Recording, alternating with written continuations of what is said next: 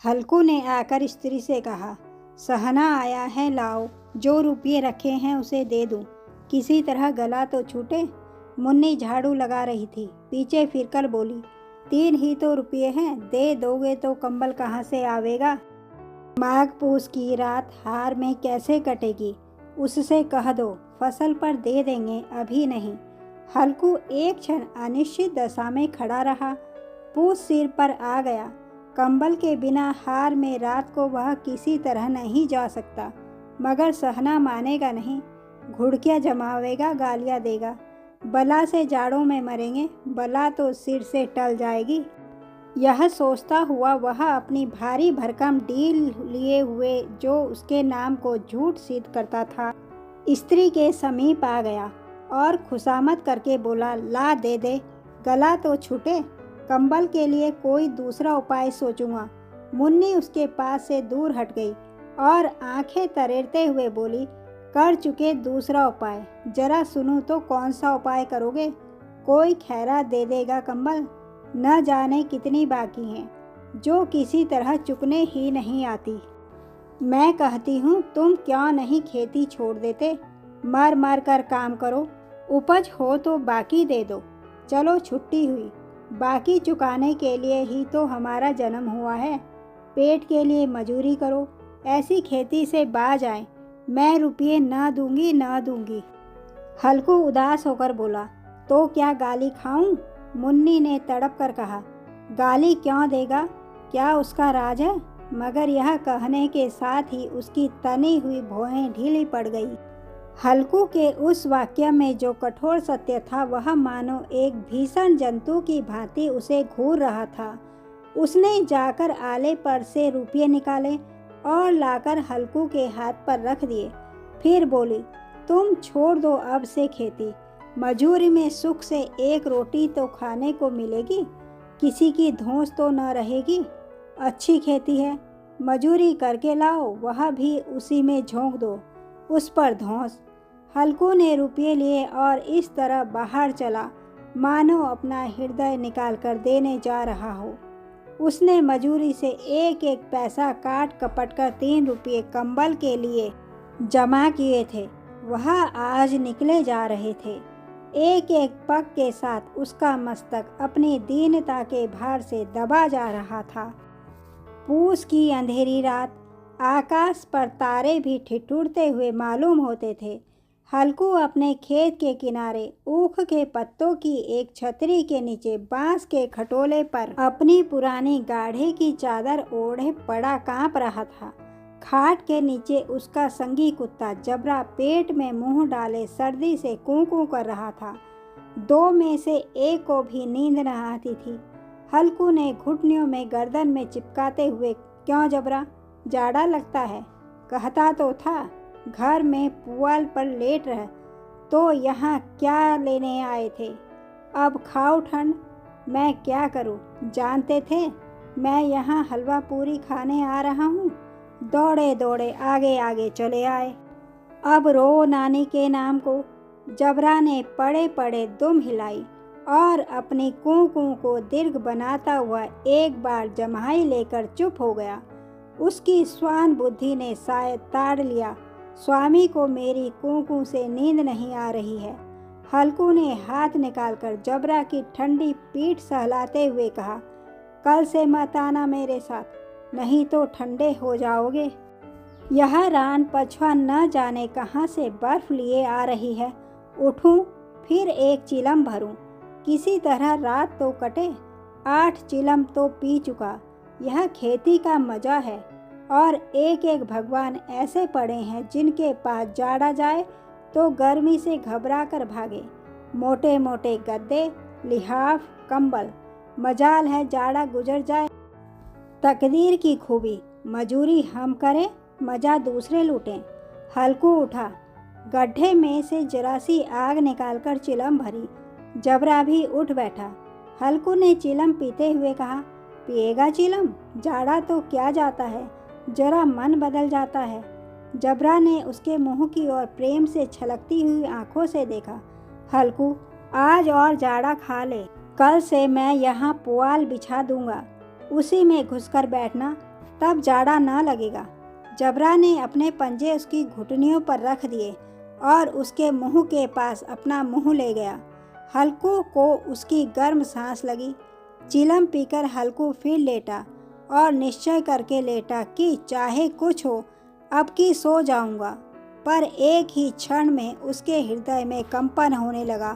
कभी इस करवट लेटता, कभी उस करवट, पर जाड़ा किसी पिशाच की भांति उसकी छाती को दबाए हुए था। जब किसी तरह न रहा गया तो उसने जबरा को धीरे से उठाया और उसके सिर को थपथपाकर उसे अपनी गोद में सुला लिया। कुत्ते की देह से जाने कैसी दुर्गंध आ रही थी, पर वह उसे अपनी गोद में चिपटाए हुए ऐसे सुख का अनुभव कर रहा था जो इधर महीनों से उसे न मिला था। जबरा शायद यह समझ रहा था कि स्वर्ग यही है और हल्कू की पवित्र आत्मा में तो उस कुत्ते के प्रति घृणा की गंध तक न थी। अपने किसी अभिन्न मित्र या भाई को भी वह इतनी ही तत्परता से गले लगाता।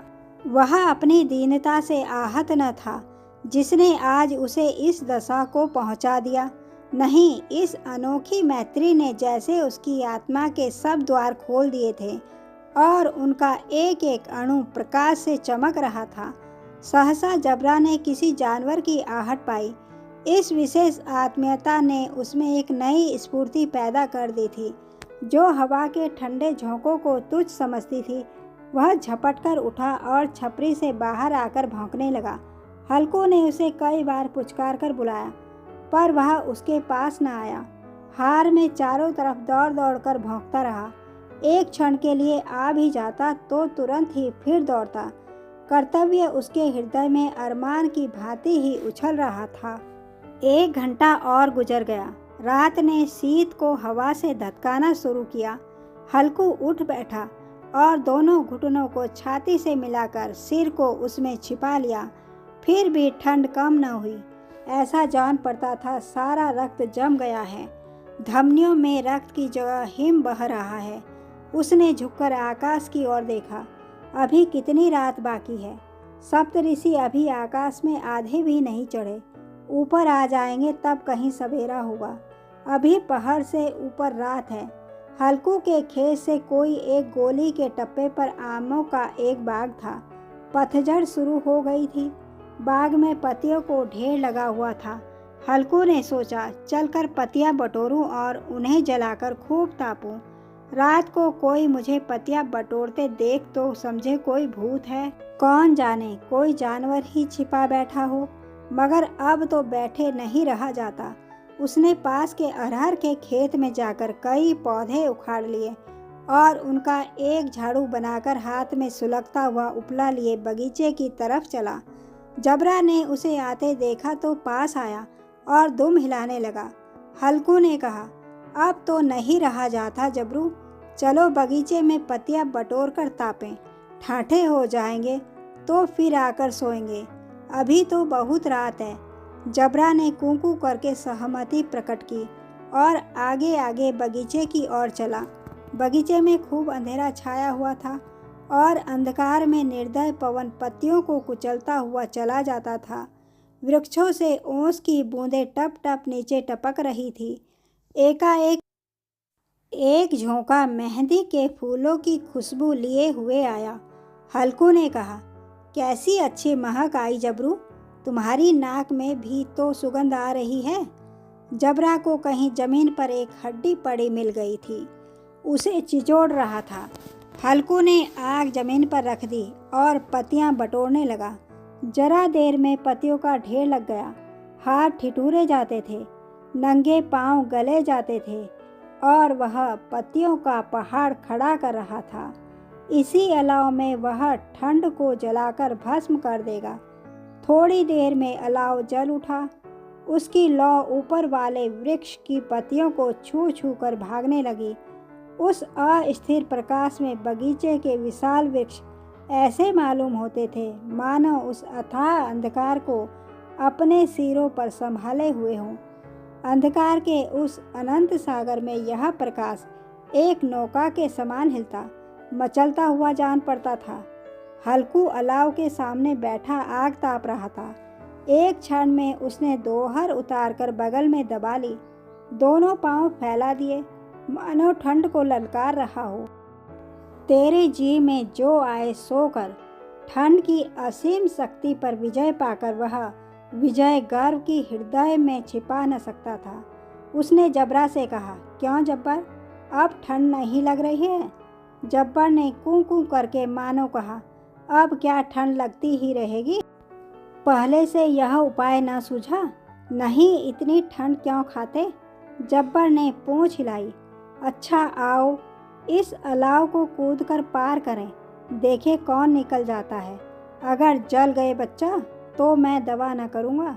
जब्बर ने उस अग्नि राशि की ओर कातर नेत्रों से देखा।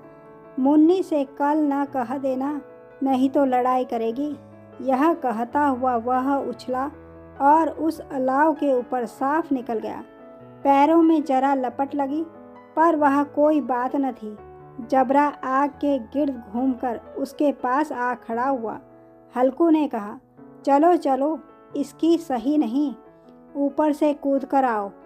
वह फिर कूदा और अलाव के इस पार आ गया। पत्तियां जल चुकी थी। बगीचे में फिर अंधेरा छा गया था। राख के नीचे कुछ कुछ आग बाकी थी, जो हवा का झोंका आ जाने पर जरा जाग उठती थी, पर एक क्षण में फिर आंखें बंद कर लेती थी। हल्कू ने फिर चादर ओढ़ ली और गर्म राख के पास बैठा हुआ एक गीत गुनगुनाने लगा। उसके बदन में गर्मी आ गई थी, पर ज्यों-ज्यों शीत बढ़ती जाती थी उसे आलस्य दबाए लेता था। जबरा जोर से भौंककर खेत की ओर भागा। हल्कू को ऐसा मालूम हुआ कि जानवरों का एक झुंड खेत में आया है। शायद नील गायों का झुंड था। उनके कूदने दौड़ने की आवाज़ें साफ कान में आ रही थी। फिर ऐसा मालूम हुआ कि खेत में चर रही हैं। उनके चबाने की आवाज़ चर चर सुनाई देने लगी। उसने दिल में कहा, नहीं, जबरा के होते कोई जानवर खेत में नहीं आ सकता। नोच ही डाले, मुझे भ्रम हो रहा है।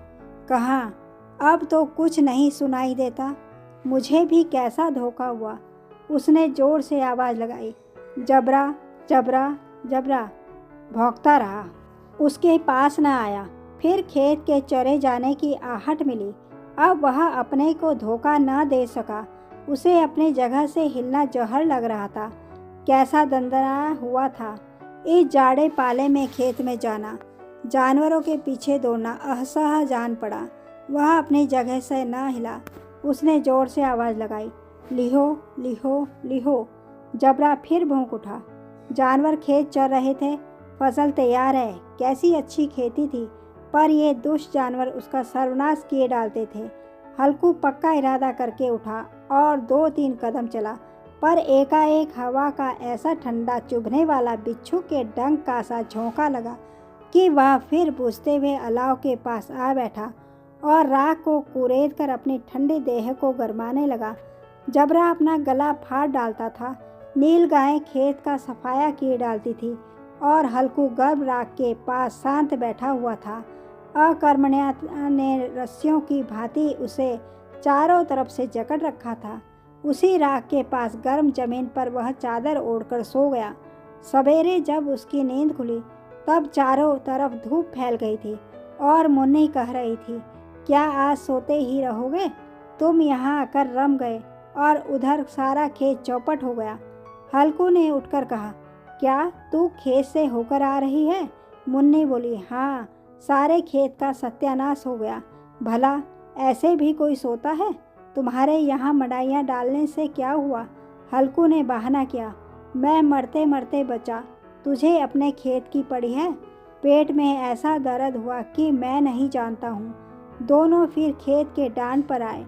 देखा सारा खेत रौंदा पड़ा हुआ है और जबड़ा मड़ैया के नीचे चित लेटा है, मानो प्राण ही न हो। दोनों खेत की दशा देख रहे थे। मुन्नी के मुख पर उदासी छाई थी, पर हल्कू प्रसन्न था।